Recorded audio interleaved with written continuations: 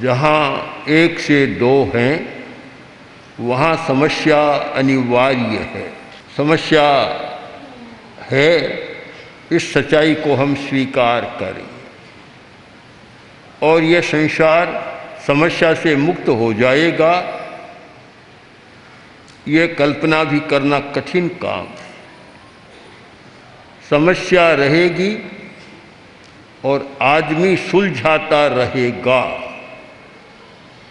अंधेरा आएगा, आदमी प्रकाश करता रहेगा। यह तो नहीं हो सकता कि अंधेरा आए नहीं, प्रकृति का नियम है, सूरज गया और अंधेरा हो जाएगा। पर आदमी पुरुषार्थ करता है, प्रयत्न करता है।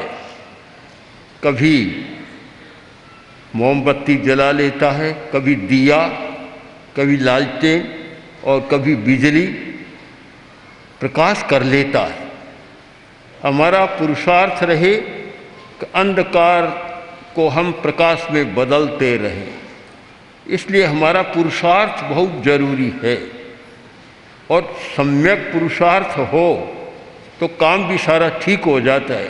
पुरुषार्थ भी सम्यक होना चाहिए। अगर पुरुषार्थ प्रयोजन शून्य हो तो पुरुषार्थ भी निकम्मा हो जाता है। एक रास्ते पर लड़का जा रहा था, उसने देखा एक आदमी तो गड्ढा खोद रहा है और दूसरा फिर मिट्टी डालकर उसको भर रहा है। उसने देखा, बड़ा अजीब लगा कि बिना मतलब का काम, ये खोद रहा है, वह भर रहा है। आया, आकर पूछा, अरे भैया क्या कर रहे हो, क्या कर रहे हो? उसने उत्तर दिया कि एक हमारी टीम है, उसमें हम 3 आदमी हैं। एक आदमी गड्ढा खोदता है, दूसरा उसमें वृक्ष रोपता है और तीसरा फिर उसको भर देता है। आज वह बीच वाला आया नहीं तो हमें तो अपना काम करना है।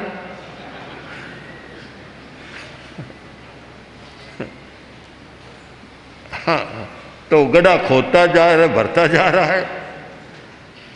यह पुरुषार्थ, प्रयोजन शून्य पुरुषार्थ, अर्थहीन पुरुषार्थ सम्यक नहीं है। हमारा पुरुषार्थ सम्यक होना चाहिए, उसका कोई प्रयोजन होना चाहिए। तो समस्या से मुक्ति कहाँ हो सकती है? 2-3 आदमी एक सेठ के पास गए, जाकर बोले, सेठ साहब चंदा दो। किस लिए? अकाल है, अकाल के लिए चंदा दो। तो उसने कहा, अरे तुम्हें पता नहीं, 2 दिन पहले भारी वर्षा हो गई, तो कोई बात नहीं, बाढ़ के लिए चंदा। अकाल की भी समस्या है तो बाढ़ की भी समस्या है। अब समस्या से तो कहाँ हमारा छुटकारा मिलेगा? हमारा काम इतना है कि जो भी समस्या आए हम सुलझाते चले जाएं, प्रयत्न करें, निराश होकर और हाथ पर हाथ रखकर बैठे नहीं। हम पूरी समस्या को 2 भागों में बांट दें। एक भीतर की समस्या और एक बाहर की समस्या। अपने मन की समस्या, अपने भावों की समस्या भीतर की समस्या है और बाहर से प्राकृतिक समस्याएं, पारिस्थितिक समस्याएं आती है। आजकल कुछ ऐसी समस्याएं भी बहुत आती है कि एक आदमी दूसरे आदमी के विकास को रोकना चाहता है और उसके लिए कुप्रयत्न करता, प्रयत्न नहीं कुप्रयत्न, भद्दा प्रयत्न करता है, उसको गिराना चाहता है। हमारे सामने अनेक प्रश्न आए कि एक समय था कि मेरा धंधा बहुत अच्छा चल रहा था, आज ये स्थिति बन गई कि एक पैसे की भी कमाई नहीं है। हमने पूछा ऐसा क्यों हुआ? कि जब बहुत अच्छा चल रहा था तो पास की दुकान वाले थे, उन्होंने कोई तांत्रिक प्रयोग करा दिया और फिर मेरा सारा काम ठप हो गया।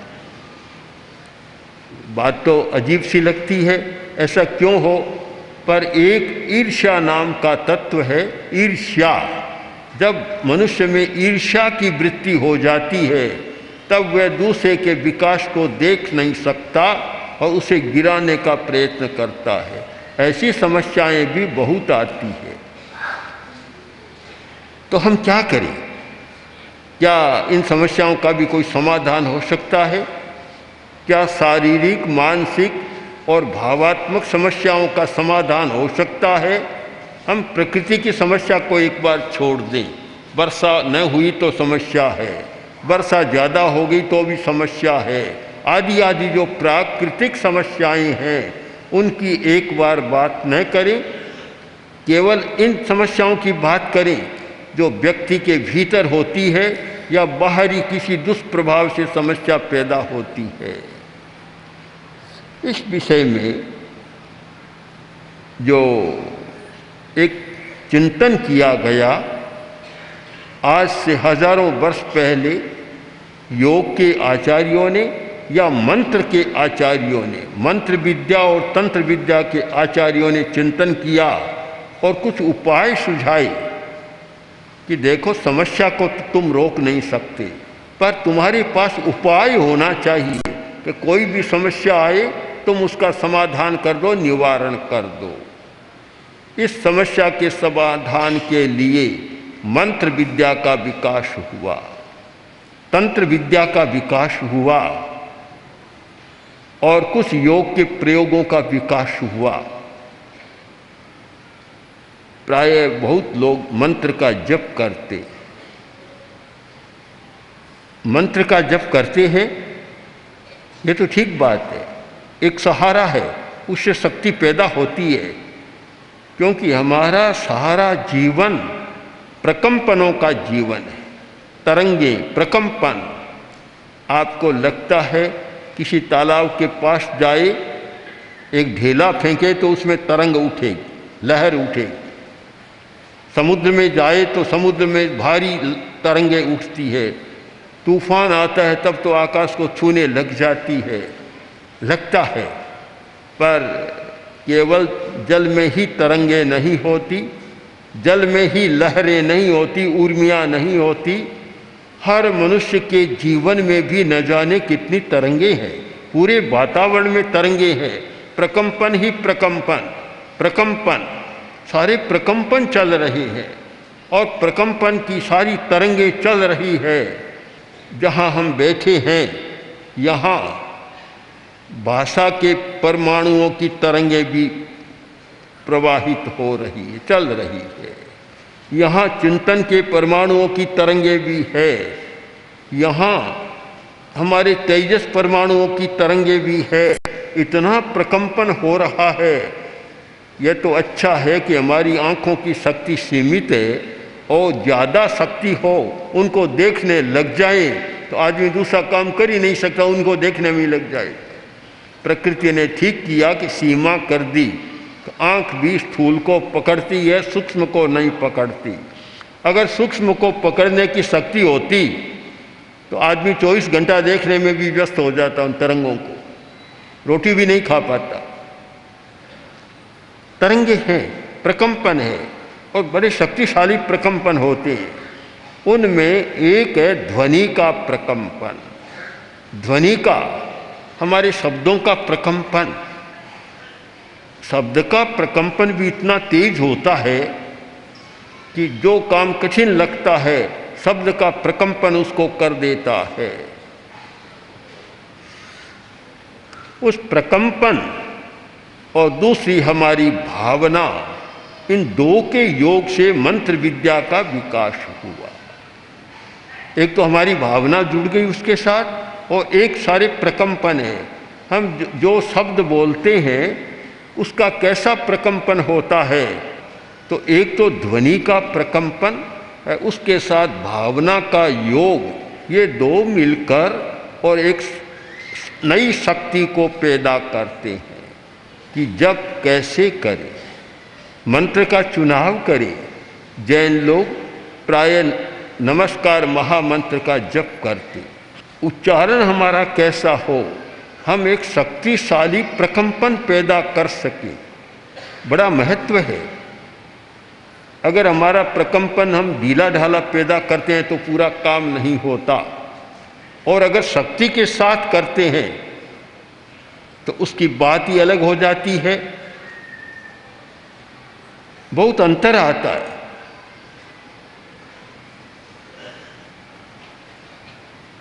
कोई भी ढीला ढाला शिथिल प्रकंपन अपना पूरा काम नहीं कर पाता।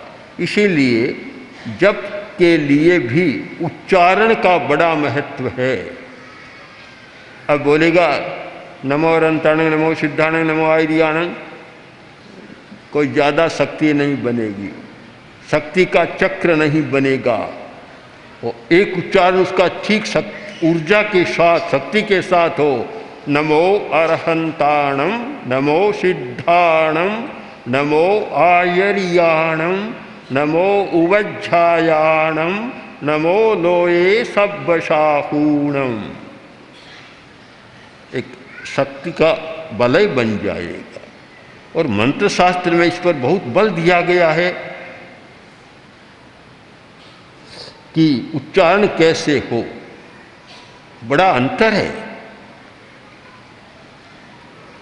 नमस्कार महामंत्र का जब कई कवच बनाए गए, कवच, तो वहाँ ओम नमो अरहंताणं राम हृदयं रक्ष रक्ष हुम हुम फट फट स्वाहा, तो एक शक्ति का बलय बनेगा। और वही ढीला ढाला किया, ओम नमो अरहंताणं राम हृदयं रक्ष रक्ष हुम हुम फट फट स्वाहा। अब कितना दोनों में अंतर आ गया आपको सुनने में। तो पहले सीखना है कि हम उच्चारण कैसे करें। नमस्कार महामंत्र तो सीख लिया, पर उसका उच्चारण कैसे करें। अगर आपका उच्चारण शुद्ध नहीं है और उच्चारण दीर्घ स्वर या प्लुत स्वर में नहीं है, प्लुत उच्चारण नहीं है, तो उसका पूरा लाभ नहीं मिलेगा। विधि के बिना किया हुआ उच्चारण नहीं होता। आप व्यवहार में भी देख सकते हैं। और किसी के पास कोई काम कराने के लिए गए और जाकर बोले चलो ऐसा हमारा काम कर दो, पूरा ध्यान ही नहीं देगा। एक अपने कहा देखिए साहब मेरा यह काम आपको करना है, आपको करना पड़ेगा, उसका ध्यान भी खिंच जाता है उससे। तो हम उच्चारण कैसे करें। उच्चारण की बड़ी कला है। संस्कृत व्याकरण में तो कहा गया गुरु उपाध्याय पढ़ा रहा है और खंडिके यानी विद्यार्थी ठीक उच्चारण नहीं कर रहे हैं, तो खंडिकाचार्य चपेटाम दद्यात्, खंडिकाचार्य का काम है एक चांटा जड़ दे, गलत उच्चारण करे एक चांटा जड़ दे। उच्चारण का बड़ा महत्व रहा है। मैंने देखा पूज्य कालूगणी उच्चारण के मामले में इतने सजग थे। उनके सामने कोई ढीला ढाला करता तो उनका एक शब्द बंधा हुआ था कि इनको काम को नहीं लिपलो है, लिपड़ो है, लिपड़ो है, मेरा कमजोर उच्चारण है, लिपड़ो है, काम नहीं, उसे काम नहीं लेते। अच्छा उच्चारण होना चाहिए। आचार्य तुलसी ने उच्चारण के बारे में बहुत ध्यान दिया और जब आचार्य बने सबसे पहला काम किया कि साध्वियों को खड़ा किया कि लोगस से बोलो, लोगस का उच्चारण सुना। अब गुरुदेव को कैसे पसंद आता। फिर उनको शुद्ध कराया, पाठ शुद्ध कराया और उच्चारण पर बहुत बल दिया, ध्यान दिया। आज मैं देखता हूँ 50 वर्ष पहले की स्थिति, 60 वर्ष पहले की स्थिति कि उच्चारण क्या करते थे, लोगस का उच्चारण करते थे, लोग सोग जोगरे, बस ये उच्चारण था बंधा हुआ, लोग सोग जोगरे। ये एक का नहीं था, हजारों का यही उच्चारण था। आज कोई छोटा बच्चा भी बोलेगा लोगस्य उज्जोय गरे धम्म तित्थ यरे जिने अरहंते चित्तई सम चौवी संपि केवली, शुद्ध उच्चारण करेगा। तो पहली बात है उच्चारण हमारा शुद्ध हो तो ध्वनि के तरंगे भी शक्तिशाली बनेगी। उच्चारण लिपला है, कमजोर है, तो ध्वनि की तरंगे बनेगी, थोड़ी दूर जाकर समाप्त हो जाएगी। एक तो तालाब में जाकर इतना सा कंकड़ फेंका और एक पत्थर फेंका, अब बड़ी तरंग किसकी बनेगी? कंकड़ फेंका उसकी बड़ी बनेगी या पत्थर फेंका उसकी बनेगी? कंकड़ फेंका, थोड़ी सी तरंग हुई, समाप्त हो गई। और आपने पत्थर फेंक दिया तो वह बड़ी तरंग होगी, बहुत दूर तक जाएगी। तो हमारा उच्चारण शक्तिशाली हो, शुद्ध हो, जिससे हम ध्वनि के प्रकंपन पैदा कर सके। दूसरी बात, उसके साथ भावना। कोरा ध्वनि का प्रकंपन ही काम नहीं देता, हमारी भावना जुड़े, हम जो कर रहे हैं उसके साथ तन्मय हो जाएं। तन्मय, तन्मय यानी जिसका ध्यान कर रहे हैं, जिसका जप कर रहे हैं, वही रूप हमारा बन जाए। तन्मय का मतलब वही रूप। जैसे पानी को गर्म किया और इतना गर्म हो गया कि पानी भी अग्निमय बन गया, इतनी उष्मा उसमें आ गई। वैसे ही अगर हम अरहत का ध्यान करते हैं, उस समय अपने आप में अनुभव करें कि मैं अरहत बन गया हूँ, अरहनमय बन जाए, सिद्धमय बन जाए, तन्मय। पहली बात है उच्चारण शक्ति शुद्ध और शक्तिशाली, फिर उसका अर्थबोध, और उसके साथ फिर हमारी तन्मयता। तन्मयता है, आप में वह परिणमन शुरू हो जाएगा। एक कल्पना करें, एक आदमी बीमार है और वह अपनी बीमारी को मिटाना चाहता है। दवा लेता है बीमारी मिटाने के लिए, दवा भी काम नहीं कर रही है, या दवा कर रही है काम भी, फिर भी चाहता है कि मैं जल्दी स्वस्थ बन जाऊं, तो फिर वह मंत्र का प्रयोग भी साथ में करता है, भावना का प्रयोग करता है। वह भावना का प्रयोग जब होता है और उसको समझ लेता है तो आरोग्यमय स्वयं बन जाता है, जल्दी ठीक हो जाता है। तो हमारी भावना, सम्मोहन, भावना का आज का शब्द है सम्मोहन। मानता हूँ सम्मोहन विद्या बहुत चमत्कारी विद्या है। अब दुरुपयोग होना एक अलग बात है। परिवर्तन के लिए यह भावना या सम्मोहन की विद्या बहुत महत्वपूर्ण विद्या है। उसने प्रयोग किया और बिल्कुल ठीक हो गया। तो हम तन्मय बन जाएं। आचार्य रामसेन ने तत्वानुशासन ग्रंथ लिखा, उसमें उन्होंने भावना के महत्वपूर्ण प्रयोग बतलाए। उन्होंने लिखा, अगर आपको शक्तिशाली बनना है, शक्तिशाली, तो आप बाहुबली को सामने रख लें, उनकी मानसिक कल्पना बना लें, मानसिक चित्र बना लें, उसके साथ तन्मय हो जाएं, आपकी शक्ति बढ़नी शुरू हो जाए। बैनते है, अगर आपको गति में शीघ्रता लानी है तो गरुड़ की कल्पना करें, उसके साथ तन्मयता करें, आपकी गति शीघ्रता हो जाए। अगर आपको सहनशीलता का विकास करना है तो भगवान महावीर का मानसिक चित्र बनाएं, उनको सामने रखें, उस पर ध्यान केंद्रित करें, आपकी सहन करने की शक्ति बढ़ जाएगी। शायद 24 तीर्थंकर हुए हैं। सहन करने की शक्ति में अगर किसी का पहला नाम है तो वह महावीर का होगा, कि उन्होंने इतना सहन किया।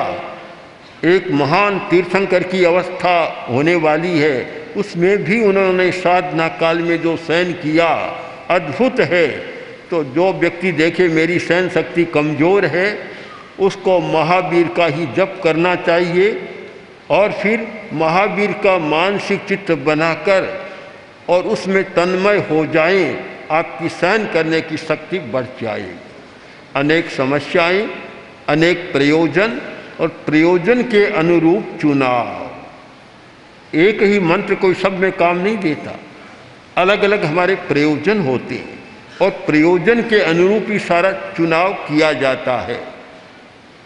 अब किसी आदमी को डर लग रहा है, बहुत भयभीत है, भय की समस्या है। कोई आदमी बहुत ज़्यादा क्रोधी है, क्रोध को मिटाना है। कोई आदमी बहुत ज़्यादा लोभी है, लोभ को कम करना है। आदि आदि अनेक समस्याएं हैं। उन सब समस्याओं के लिए कोई एक ही आपको समाधान नहीं मिलेगा, मंत्रों का भी अलग अलग चुनाव करना पड़ेगा। जप करने की विधि हमें जान लेनी चाहिए। अगर आपके सामने या किसी व्यक्ति के सामने क्रोध की समस्या है तो हमें जप किसका करना चाहिए? ओम ह्रीं नमो अरहंताणम, सफ़ेद रंग के साथ मस्तक पर सफ़ेद रंग और सफ़ेद रंग में इन अक्षरों का ध्यान करें, जप करें, आपका क्रोध शांत हो जाए। अब जिस व्यक्ति को अंतर्दृष्टि का विकास करना है तो फिर बाल सूर्य का यहाँ ध्यान करना, ओम ह्रीं नमो सिद्धानंद का जप ज़्यादा महत्वपूर्ण होगा। जिस व्यक्ति को अपने ज्ञान का विकास करना, अध्यात्म का विकास करना है, उस व्यक्ति के लिए ओम ह्रीं नमो उवज्झायानं, हरे रंग का, क्यों हरा रंग अध्यात्म का रंग है, तो हरा रंग अध्यात्म का रंग है। तो अगर आपको आध्यात्मिक विकास करना है तो फिर आपको यह हरे रंग का ध्यान ओम ह्रीं नमो उवज्झायानं करना है। और आप देखते हैं मुझे शांति चाहिए, कुछ समस्याएं हैं, कुछ और स्थितियां हैं, तो फिर नीले रंग का ओम ह्रीं नमो लोये सब्बशाहूनं। ये कोई ज़रूरी नहीं कि पांचों पदों का एक साथ हो, एक ही रंग में हो। जिसकी ज़्यादा ज़रूरत है उसका हम ज़्यादा प्रयोग करें, पूरे मंत्र का भी करें। और जिसकी ज़्यादा समस्या लगे कि मुझे तो क्रोध मिटाना है, शांति से जीना है, तो उसे फिर ओम ह्रीं नमो अरहंताणं का चुनाव करना होगा और सफ़ेद रंग के साथ उसी का ध्यान करना होगा। तो इस प्रकार थोड़ी जानकारी होनी चाहिए, इसलिए जप के महत्व को समझें और विधि पूर्वक जानकर करें तो उससे बहुत अधिक लाभ उठाया जा सकता है। और ये आसपास में आने वाली जो विघ्न और बाधाएं हैं, उन विघ्न और बाधा से मुक्ति पाई जा सकती है।